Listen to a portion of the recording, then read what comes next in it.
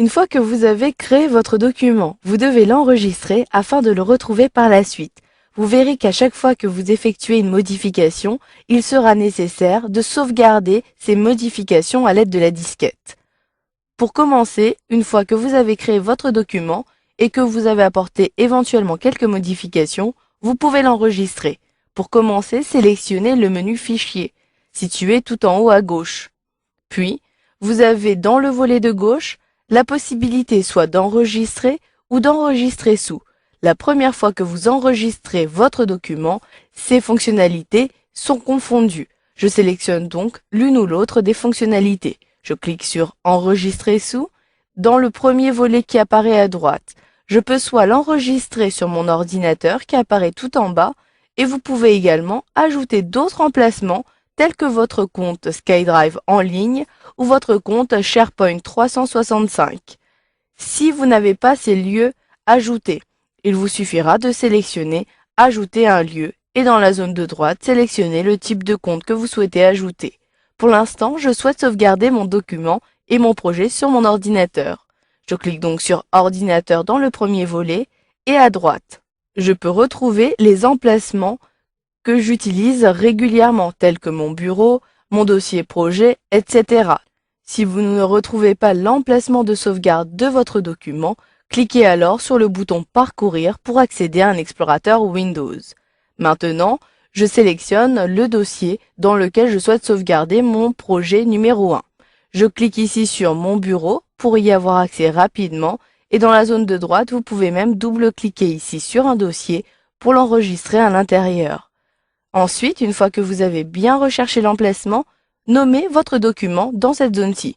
Pour l'instant, il s'agit du projet 1.mpp qui est l'extension et le format utilisé par Project. Je clique ici dans la zone de saisie pour nommer mon document Projet client. Une fois que j'ai terminé, je dois sélectionner le format. Par défaut, il s'agit donc du format .mpp, mais si je clique sur le menu déroulant, vous le voyez, vous pouvez soit choisir un autre format Project avec les versions antérieures 2000-2003. Cela signifie que je pourrai envoyer et partager des documents avec des personnes qui possèdent une version 2000 ou 2003. Vous pouvez également enregistrer sous un format PDF, XPS et même sous un classeur Excel. Vous aurez ainsi vos données organisées à l'intérieur d'un tableau. Ici, je conserve Projet, puis je sélectionne tout simplement Enregistrer en bas à droite où vous pouvez appuyer sur la touche Entrée de votre clavier. Mon document est à présent sauvegardé, je le sais puisqu'en haut ici, j'ai le nom maintenant projetclient.mpp. Si j'apporte maintenant une modification, je supprime ici la dernière ligne. J'appuie sur la touche Supre de mon clavier et je souhaite maintenant quitter mon document. Je clique donc sur la croix située en haut à droite afin de fermer mon document. Un clic sur la croix, mais vous le voyez, je ne peux pas quitter comme cela Microsoft Project. Je dois confirmer avant cela les modifications que j'ai apportées. Si je souhaite quitter et enregistrer les modifications, je sélectionne oui. Si je souhaite quitter et ne pas prendre en compte ces modifications, cliquez alors sur non. Ou si vous ne souhaitez pas quitter le document, cliquez alors sur Annuler. Je sélectionne Annuler et je vous montre qu'il est possible d'enregistrer directement les modifications à partir de Project. Cliquez alors dans la barre d'outils d'accès rapide sur la disquette. Ainsi, vous enregistrez toutes les modifications que vous avez apportées. Vous le voyez dans l'étiquette qui est apparue, je sais que je peux utiliser les raccourcis clavier CTRL-S afin de gagner du temps pour la sauvegarde de mon document. Il en va de même depuis le menu Fichier. Il est possible dans le volet de gauche de retrouver la fonctionnalité Enregistrer.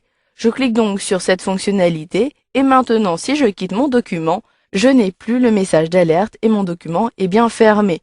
Je le retrouve ici sur mon bureau projetclient.mpp. Si je l'ouvre à nouveau, j'ai effectivement la modification qui a été prise en compte. Si vous souhaitez maintenant apporter des modifications sur votre projet, mais l'enregistrer en tant que copie, ainsi vous aurez un projet client numéro 1 et un projet client numéro 2. Cela est possible. Je souhaite donc ici apporter une modification. Je supprime la ligne numéro 4. Je sélectionne, j'appuie sur la touche Supre de mon clavier et maintenant à la place de sélectionner la disquette ou enregistrer, je dois sélectionner Enregistrer sous. Cliquez alors sur Fichier, puis sur Enregistrer sous comme précédemment. Choisissez l'emplacement de sauvegarde. Je souhaite conserver le bureau, je sélectionne donc ce dossier récent et je saisis à la place de projet client 1, j'ajoute ici tout simplement le 2, puis je clique sur Enregistrer.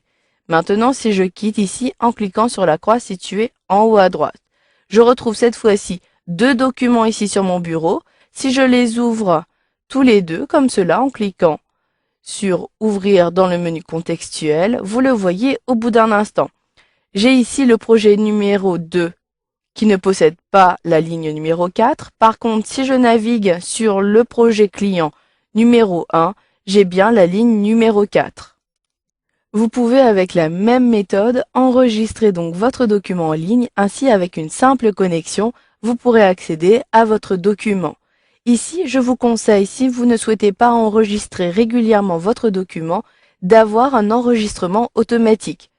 Vous pourrez ainsi, à l'aide des options avancées de Project, avoir un enregistrement automatique toutes les 5 minutes par exemple. Je clique sur le menu Fichier, puis dans le volet de gauche, sélectionnez les options. Dans le volet de gauche de cette nouvelle fenêtre, vous devez ici sélectionner Enregistrer. À droite, je peux à nouveau modifier les enregistrements par défaut, c'est-à-dire le format par défaut. Si je clique sur le menu déroulant, je peux choisir un format des versions antérieures de Project. Ici, je peux sélectionner par exemple la version 2007. Et ici, je peux modifier l'emplacement par défaut. Si je clique sur Parcourir, je peux choisir par exemple l'emplacement du bureau. Puis je clique ici sur OK pour valider. L'enregistrement automatique est possible lorsque je clique sur cette ligne. Je choisis ensuite le laps de temps.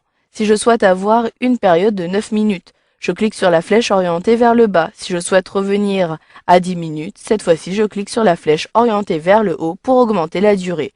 Vous pouvez même directement saisir votre période ici à l'aide de votre clavier.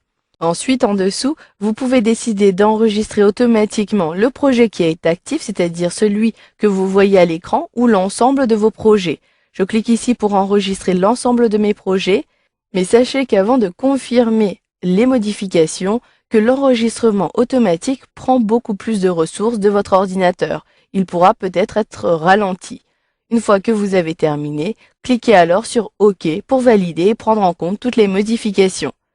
Voilà, vous avez vu dans cette formation comment enregistrer un document à partir de Project 2013.